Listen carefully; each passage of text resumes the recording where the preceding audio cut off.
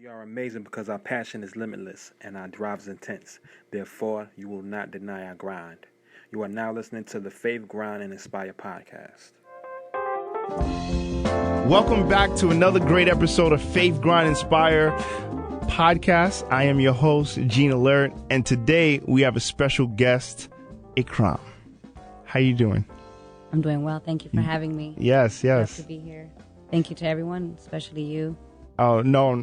Thank you for coming today, this hot summer day. You know, it's blazing in New York, everybody. So, but you came by and are going to bless us. So this podcast is all about the mindset of entrepreneurs. Yes. Right. And we talk about the journeys. We talk about just the mindset of how you got here and your story. So let's start off by asking you, where you from? Originally from Canada, from Toronto. From Canada? Yes. Oh, congratulations with the win. Thank you. Appreciate it. How do you feel about that? I haven't been back for about 12, 13 years, but it's still in me. It's still in you, right? Yes. Okay, so you from Toronto, and then from Toronto. I was raised in Seattle, in the U.S., and just moved to New York just a year ago, actually. So we gotta break all that down. Yeah. So your family's originally from where? East Africa. East Africa. All right. So migrated from East Africa to Canada, and then from Canada to Seattle. Yes. And from Seattle to New York. So you came by yourself, or what made you leave Seattle, which is really nice, to come to New York? Entrepreneur and just getting to my next stage of my life and just taking a challenge and doing something different, something that I always wanted to do. And I know New York, I always loved New York, but I didn't think it would be, honestly, this hard. Once I got here, I was like, oh, my God. We're going too far. We're going too fast. All right. So when you're in Seattle, talk to me about this. So what age were you, or what grade were you in when you left? I mean, when you migrated from Canada to Seattle? I moved from Canada when I was 15. Okay, 15. Yes, and then I've been there ever since then till now. Okay. And last year I woke up, I was like, I want to move to New York. Really? Yeah. What'd your parents say? You know, they weren't really involved. They haven't been involved with my moving, so this is something that I've decided on my own. Okay. Oh, wait, so you moved to Seattle by yourself? Yes. So your parents are still, yes. wherever they are? Yes. Really? Yes. Okay. Actually, I'm adopted, so I haven't been with my parents since birth. Oh, okay. Yeah. Wow. Thank you. So this is a strong story. It is. All right. It's long. Yeah. So okay. Now, what mindset do you have to make that wake up one day and say, I'm out?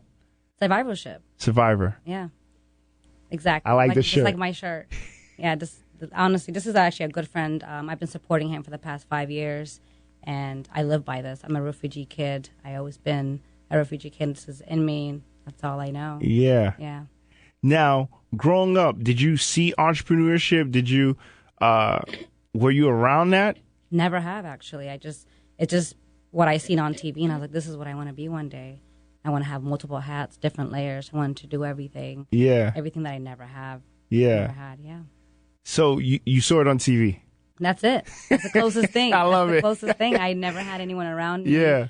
I was the only child. My adopted mother, she did her best, you know, but she was just regular, just a nurse, have an 8 to 5. Yeah. That's about it. Yeah. Huh. Yeah. And so you woke up and you said, I'm leaving. I'm going to New York. Now, how was that transition? Coming into New York, did you know anyone? Because that's scary. Very scary. I didn't even have any plan. I was like, okay, this is what I want to do. I want to move to New York and do real estate. Mm-hmm. And that was the only plan. There was nothing else. I didn't know where. I don't know how long it will take me. I wasn't sure for anything, but I'm like, this is what I want to do, and I'm going to go pursue this. Yeah. And when I first moved here, to be honest, I was nervous. I was scared, especially the first week, you know. I was like, oh, my God, I'm really here, and I don't know that many people, maybe one or two. Yeah. And I just dived in, and ever since, it's been great. I don't want to live anywhere else, to be honest. That's what's up. Yeah. So New York got you. New York got They say if you can make it here, you can make it anywhere. I agree. But it's true. I agree too. Definitely agree. I definitely agree, because New York is now I'm a little older. You know, I'm from Haiti. I was born in Haiti. My parents migrated to New York, but I didn't leave. Welcome, you know, brother. yeah. So when I saw your shirt, I was just like, yeah, I love it because I feel like that too. That's like my mentality as well, you know, because it is survivorship. It's like, but there's no other way. You know, no other way. There's no other way. I don't have plan B, C, and D. No, I go with one, and this is all I have. Yeah, so I love it. I love it. I respect it. So, okay, so when you started in real estate, how old are you? Just 27. 27. Yeah. All right, so 27, starting in real estate in New York. What year was this? Last year. Last year. You said, last year. Yeah, this is like really new. This is really new. Yeah. Huh. Okay. So, all right. So last year, which is a good year in real estate. Last year was 2018 was really good. You started off with Keller Williams? I started off with Keller Williams. I'm still with them, actually. Yeah. Keller Williams is a great company. Absolutely. Yeah. And they're international. I'm international. My mother currently lives in Uganda. Father lives in London. I have friends all over. Nice. So I think that's the best That's option the best for me option so for you. For now. For now, yeah. And so you speak multiple languages too? I do. What do you speak? I speak fluently Somalian, and I also speak Arabic, and I speak English. Yeah. Nice. Yeah. Okay. The Arabic one is going to get you far. I hope so. I hope so. Yes. So, okay. Did you go to, what college did you go to? Did you go to school or no? I did go to school. Okay. I actually went to a community college, and then after that I went to university. I didn't have the time or the means to finish college, but I always wanted to educate myself. I always believe knowledge is power. And since I didn't have anyone to teach me things, it was a must that I taught myself things. Taught yourself. I went to school for computer science. I was doing well, actually. But like I said, I was living on survivalship, so I had to work. At the time, you were like, look, this is nice. Yeah. I would love to do this, but to survive, I got to do this. Not paying the bills. Yeah. So, like, the mindset that you had to have, right? Because it's one thing to get into a business with stability. Yeah. Right? Especially with real estate. Yeah. Real estate, you're in New York, like Manhattan. Yeah. There's like 1 million agents. They say 48,000 just in Manhattan alone. Not in any other boroughs. 48,000 people are doing real estate. Yeah. Mind you, there's a lot more people that live here, but 48,000 people are going after listings, going after developers. There's only but so many developers. Yeah. But so many investors. Yeah. Like, what do you think separates yourself from the others? And like, I mean, real estate, it's not a real estate business. It's a people's business for one, and it's a relationship. So if you have relationships, you don't need anything else, you know. And when people work with me, all my clients, they're not working with Keller Williams; they're working with me. So I'm representing Keller Williams. Yes. If anything, they need me more than I need them. Yes. I always tell them. You said somewhere, I am the table. I am. Somebody said, asked her, what do you bring to the table? She said, I am the table. I am the table. I was like, I love that. Yeah. What's up? Thank you. Yeah, no, that's great. No, yeah, real estate is a relationship. It's a people business. So if you can do that, then you can do real estate. Yeah, I talk about that all the time. In the last like 3 episodes, I've been saying that. Yeah. Like, you're not in the real estate business. You're actually in the people business. You know, and that's any business. That's I true. think. But especially with real estate, if you love helping people, that's all they need. They just want you to answer their questions and just help them and guide them. Because it's hard. Yeah. I would like someone to help me buy my first home and, guide me. Exactly. So if you can be that person, they'll be with you forever. Yeah. Lifetime. Forever. Now, what was one of like a few of the challenges that, someone moving someone's out there listening out of New York and they're thinking about moving to New York. Like what would you tell them? What would you advise them? What kind of mindset or what kind of advice would you give them? Well, first things first, just from, my experience, New York, you have to be around the right people. And also with New York, it's all about timing.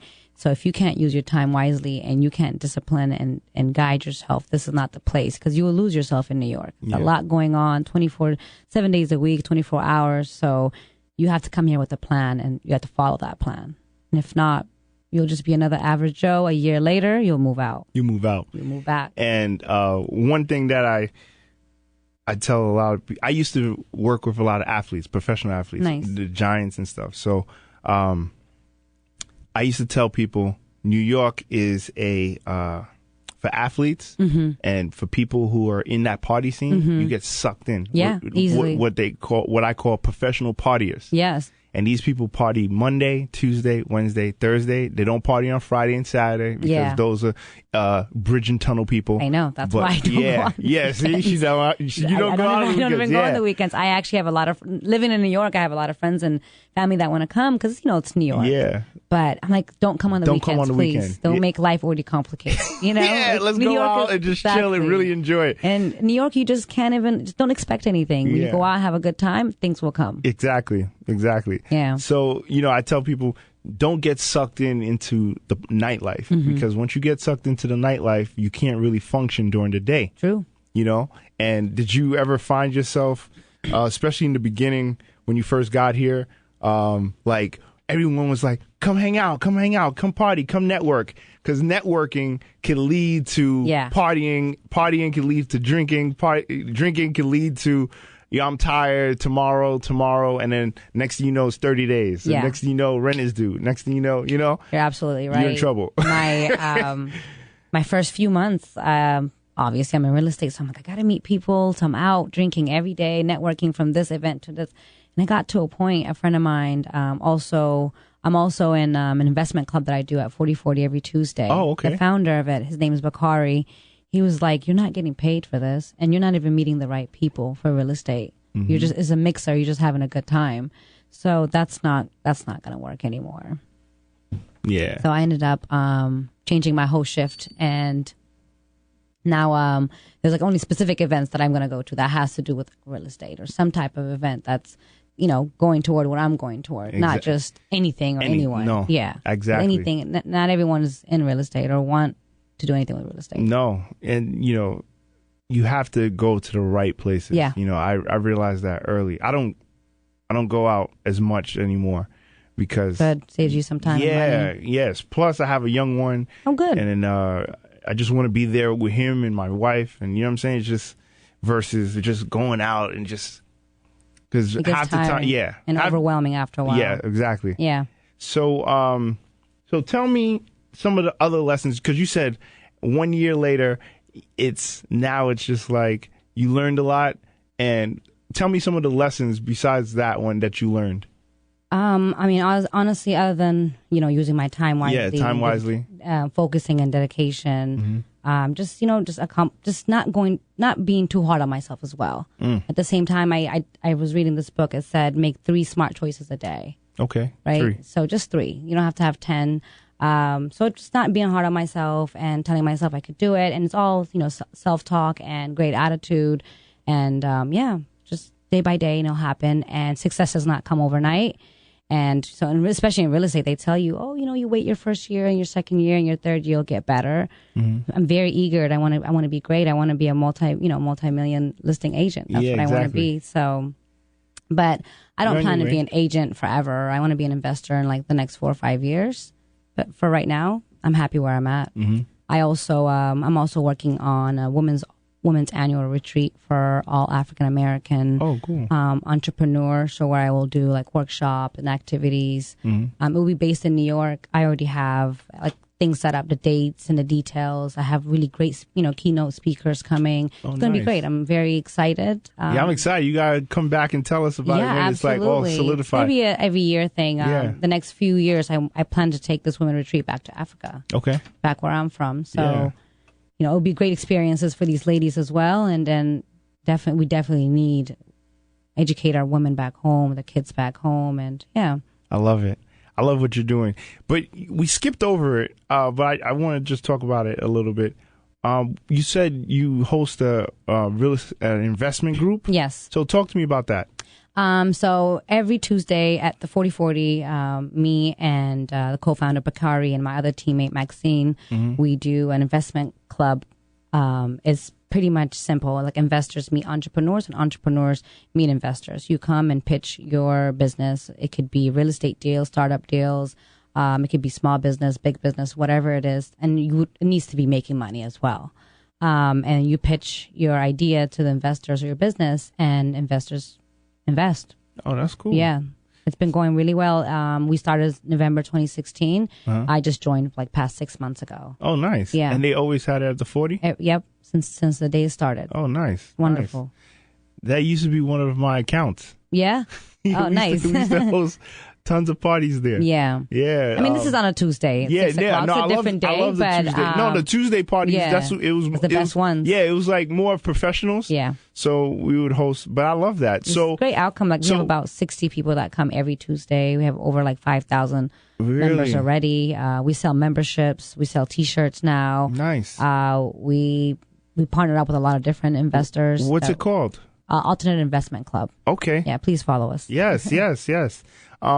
So have you found any cool, good startups, any good stories that came from, success stories that came from these events?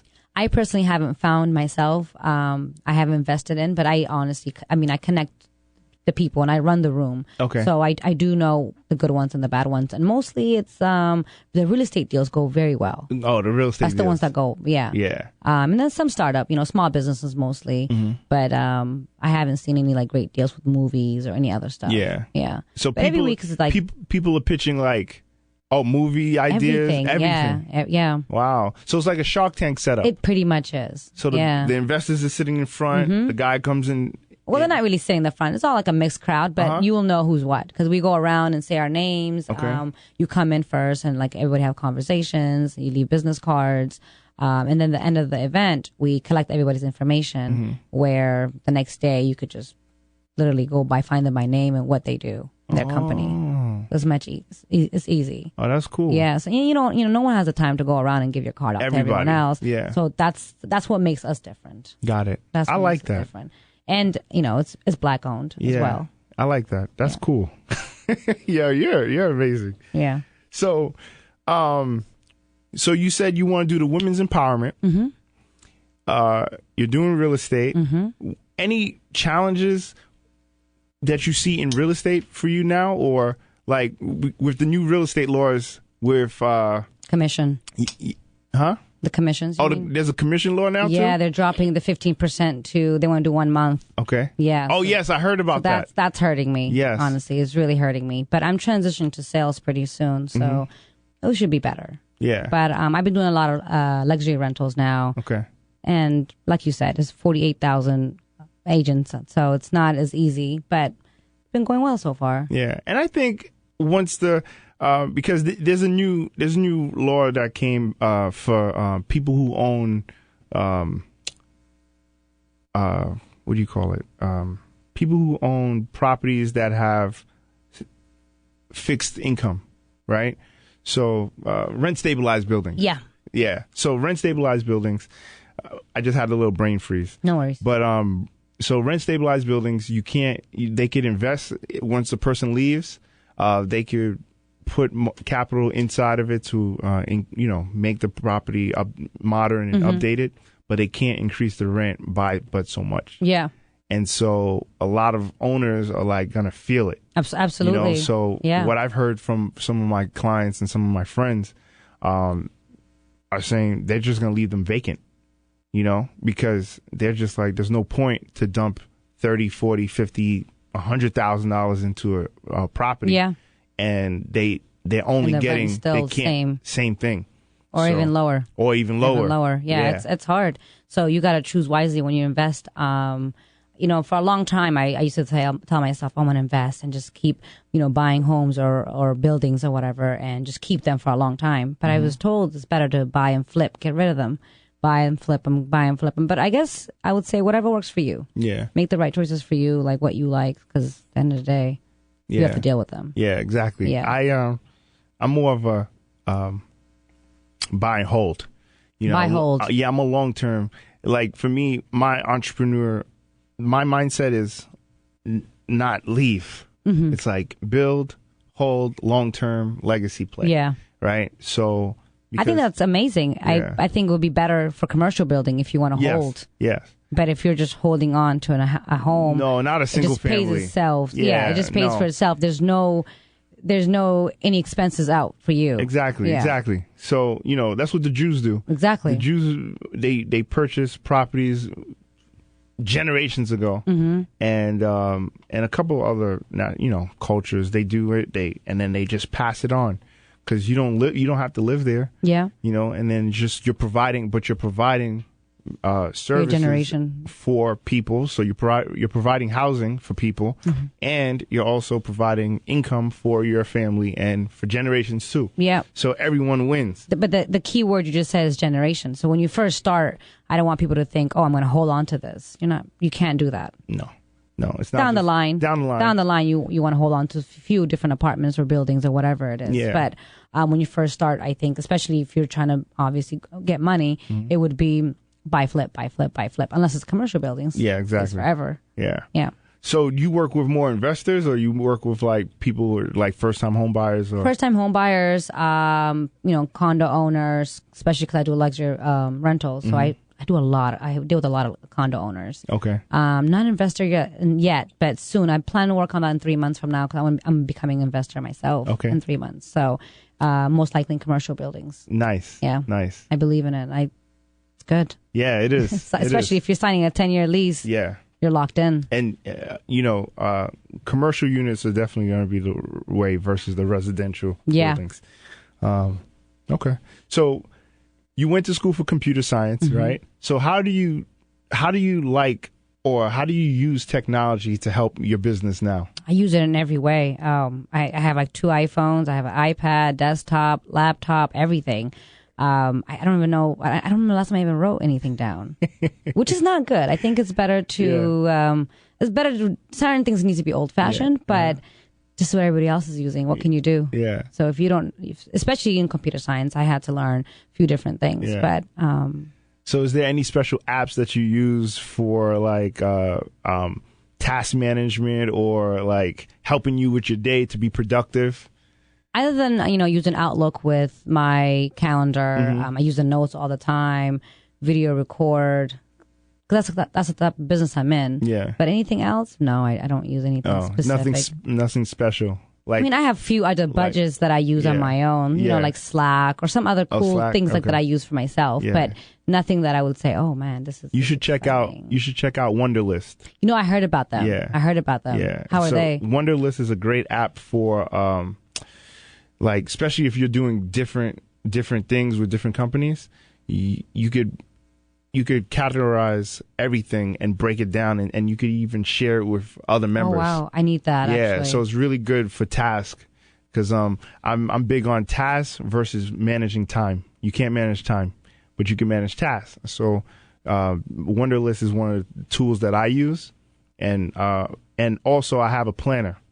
So the planner, I actually write things down. Okay, but good. that's the only thing I write down is in my planner. Right. I can't function. Like I was telling Stefan here, like I can't function without my planner. Like if you look at my week and there's nothing in my planner, I'm finished. Like that means that week was chaos. Yeah, no, I hear you. I literally have, like you were saying earlier, I know you're not going to make the time block, but it's nice that they're there, because if not, especially on the phones or iPhones, you can move them from one day to another day. Yes, you can. That's the best part. Yeah. But on writing, you got to scratch the whole thing. Yeah, I scratch it off. It's something of checking something off for me that feels good. It feels good. It feels great. On my phone, if I put a bunch of tasks besides Wunderlist, because that's an app, but if I put it in my calendar, or something, a reminder, for example, like I'll put something in my phone as a reminder, but then I'll go look at my phone and see, I have three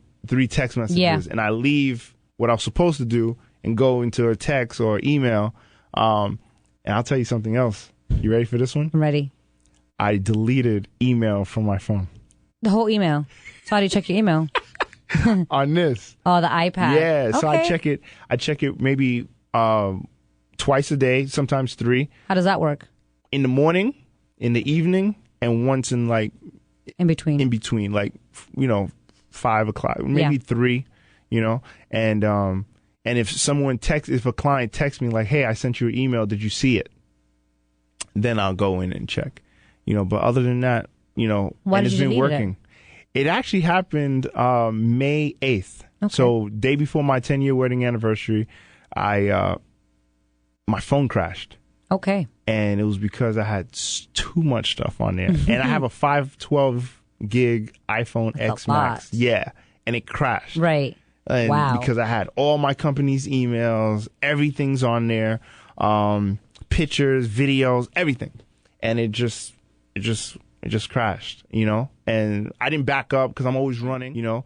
And when I reprogrammed it and put everything back, I was just like, you know what?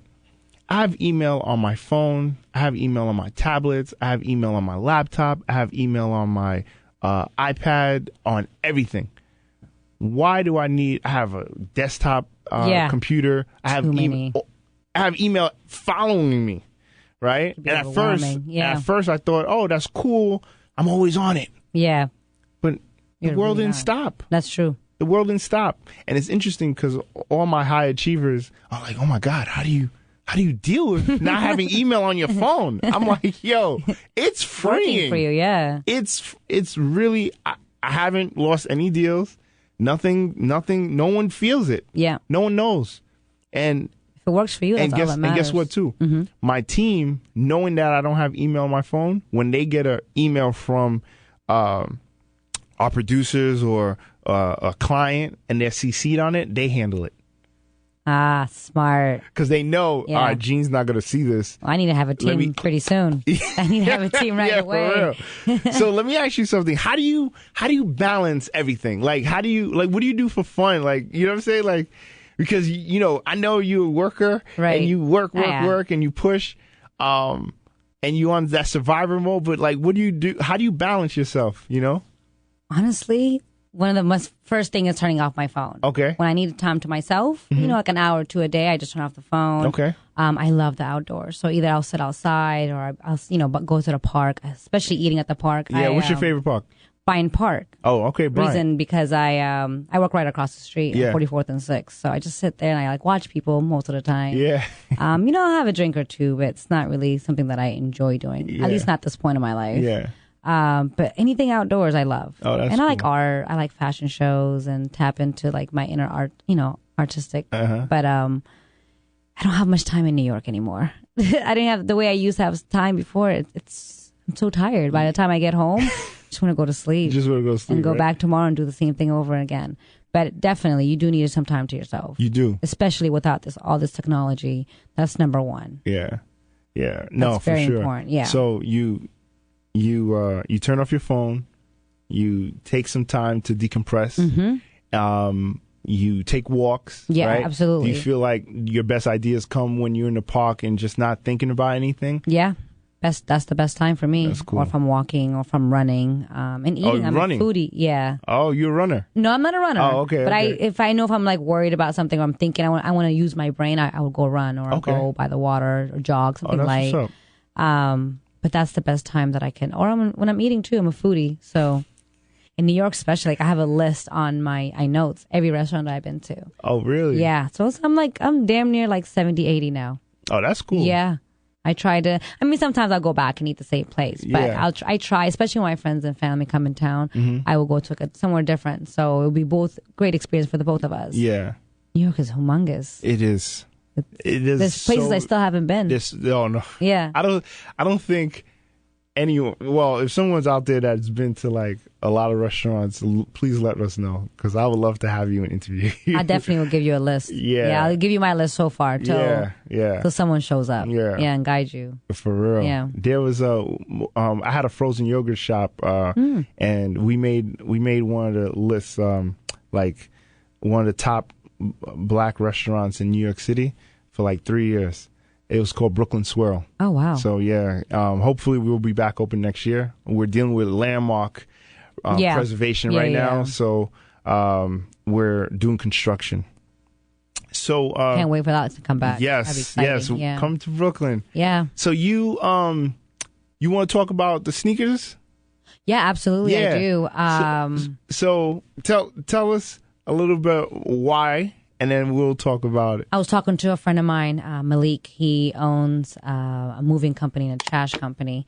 And I was like, hey, Malik, guess what? Like, I have all these, sneakers in my house. I don't wear them. I need space. And not only that, I was that one kid one time. I didn't have, I had one sneakers. like for like 2-3 weeks, maybe even longer. When I was a kid, when I was growing up, and I want to give these to kids. I don't want to just donate anywhere else. And I have in the past, I just kind of go to Goodwill or whatever and just donate everything. But now I'm like, I actually really want to go in the streets, even if I have to, and just give it to these kids. And he's like, no. What we're going to do is I have someone for you that's going to help you and actually donate to the right kids that need this. And I'm like, all right, perfect. And then that's just how we came across. Yeah, that's how we met. We're here. Yeah. So we're going to go out to Queens, Brooklyn, and we're going to give these sneakers to kids. Yeah. And kids in need, and there's a lot of them, and they're gonna be appreciative. I know it. Same, they're brand new sneakers, and I just want to make kids happy, especially kids, because like I said, I was that one kid. So when someone gave me a free sneaker, oh my god, probably put them in a glass, clean them every day, Yeah.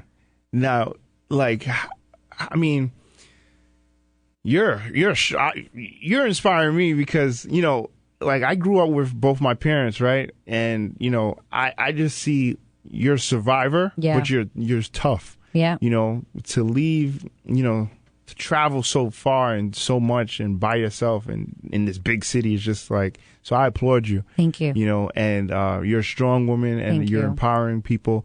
And I hope that your story, when people listen to your story, they just motivate to keep going. Yeah. You see what I'm saying? You have to. Yeah. You have to. There's no plan B. I like that. I don't have a plan B. I was actually telling a good friend of mine yesterday, I was telling him kids that grew up in love and kids that grew up in survivorship are different. They think differently, even the way they carry their relationships, either through work or their partner or whomever. So it's important to, love yourself. Everything happens for a reason. But not only that, just not give up. Yeah. Keep going. What's the differences? The difference is when you grow up with love, you don't. I might be wrong. I believe no matter what, you don't feel like everything does not have to be business or survivorship, right? Yeah. But when you grow up with survivorship, it doesn't have to be love. It's like, okay, how do I win, or how do I do this? How do I get there first? That's all you care about. Yeah, that's it. Like at all times, I'm like, I have to do this, and so I'm gonna at all times, I'm always planning ahead. Yeah, always. It's true. So interesting because I, like I said, I grew up with both my parents and I think I grew up in the house of love, right? But I also grew up in the house of survivorship. Right? Because and you could do both. Yeah, you could do both, I think. Absolutely. Because the way my parents made me feel was, look, everyone's your competition. Yeah. And just because they look like you, they're not like you, and you got to win, and they want you out of here, and no, for real. Yes. And then now it's interesting because now, I'm a citizen and everything's all good, but I'm looking at what's going on in the world and society we live in now, and everyone's like trying to keep immigrants out, and I'm just like, yo, this is crazy. We wouldn't even be here without immigrants. And I'm just like, this is nuts. Yeah. And so if someone's trying to just give you, and my mom sacrificed so much. She was the first one to leave her family to come here. Same. And then, you know what I'm saying? So same here. So I'm like first generation. So I'm still going. I go to Africa actually twice a year. And I'm part of the community. I help my family out. And this is the first generation. So I'm literally, whatever I'm doing is not even for me at this point. Yeah. It's for them and continuing generation. Yeah. I don't think I'm going to ever be at the point where I'm going to enjoy myself. Yeah. You know what? You will. When you see your grandkids. I hope so.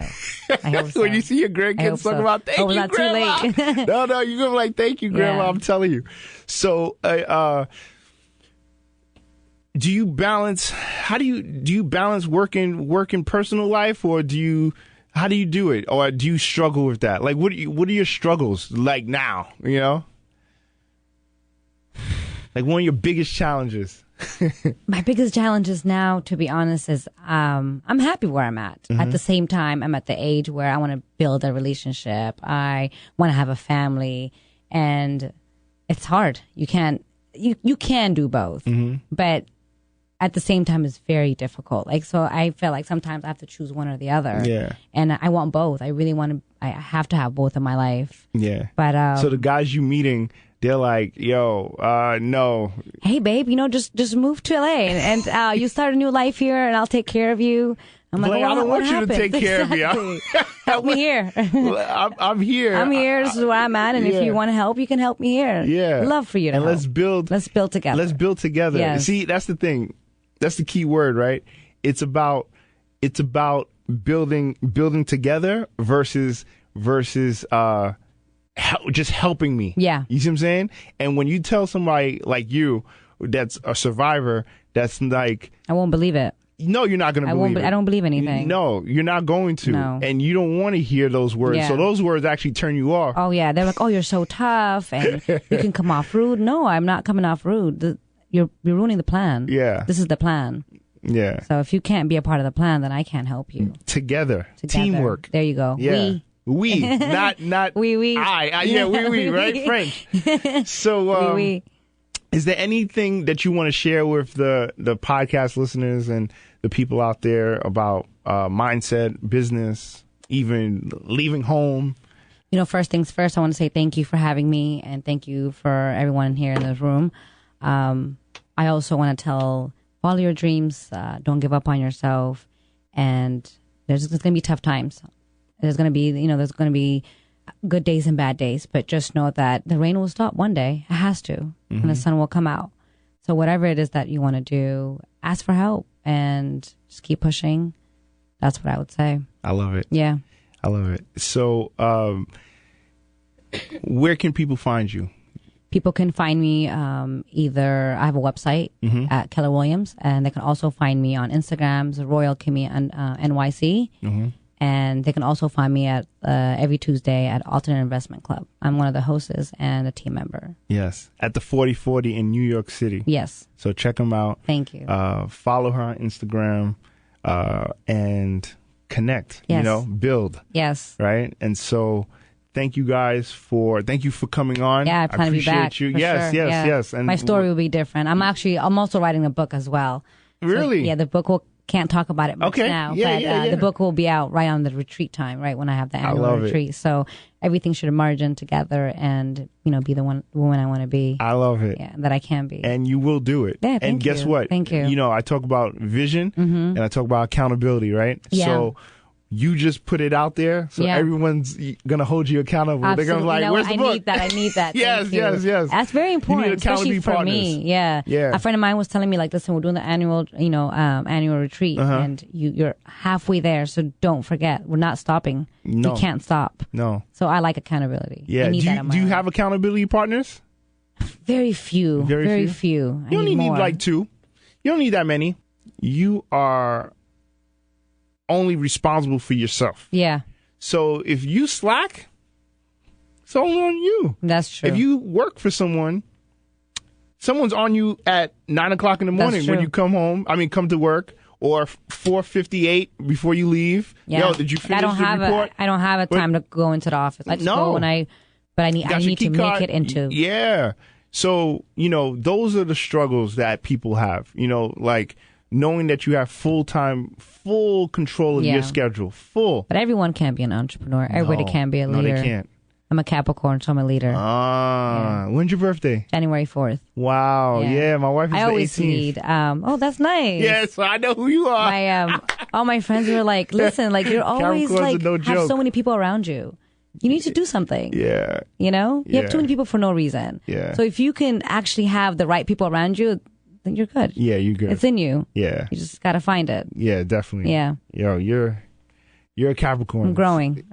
Oh yeah. No, I'm definitely growing. You'll be there. Came a long way, and I still got a long way to go. Yeah. I'm I like excited. that. Thank you. Success is a journey. Yeah, definitely. Definitely. Success is a journey. You got to respect the process. I love the process versus the end results. I wish I could say I like the process, but I have no choice but to. No, yeah. No, you know what? You have to, when it's over, right? Yeah. Or even a process of a deal, right? When you look at a deal, the process of going and showing the homes and all that stuff, when you get to the end at the closing table, it feels good, of course, but it's just like, damn, man, it was actually cool going around. And so now you're addicted to, you think you're addicted to the end, but it's not really the end that you're addicted to. It's the process, the people. Because you fall in love with the people. Yeah, you do. Some people I fell in love with them. Yeah. I'm like, man, I want to see you again. I want to show you another house. You want to buy another house? Yeah. Well, let's hang out. Yeah. That's what's up, man. Yeah. So, out of Faith Grind, we ask all our listeners this. Out of all Faith Grind Inspire, which one resonates with you and why? I would say Faith, because if it wasn't for Faith, especially from my background and history, I wouldn't be where I am today. Especially like a lot of kids that are been adopted in foster homes, either it's black or white for them. So Faith is that's what I'm sticking by. You know what? One more question, right? So, do you have any advice, or what tip would you give to those kids? Like, there's a kid right now at with an adopted parents or in a foster home, and some of these kids might not be able to see that there's something outside of, you know what I'm saying? Yeah. Man, I grew up angry. I was like, oh, no one loves me. And now it took after a long time, it took me a while to, appreciate where I'm at and why God did what he did. And I always tell people this, that just because someone doesn't love you doesn't mean you can't find another love somewhere else. So love who loves you, not who doesn't love you. Yeah. Simple as that. And love yourself too, right? Absolutely. Yeah. But it's tough. It's not easy. Tough. It's very, very tough. Especially because with your parents, unconditional love. Yes. Right? So now I grew up thinking like, oh, who really loves me for me? Yeah. For a long time. Yeah. So everybody else I felt like, oh my God, do you really love me? Like, I'm like, it's a force. It shouldn't be a force. It should be just a genuine thing. But I'm in a better place now. Yeah. Definitely. Thank you. That's deep. Yeah. That's deep. But I appreciate you for coming on and telling your story, being transparent. Thank you so much. Thank you for all our listeners, OG Podcast Network, Cumulus. Talk to you soon. Always remember, keep grinding no matter what. Absolutely. Peace.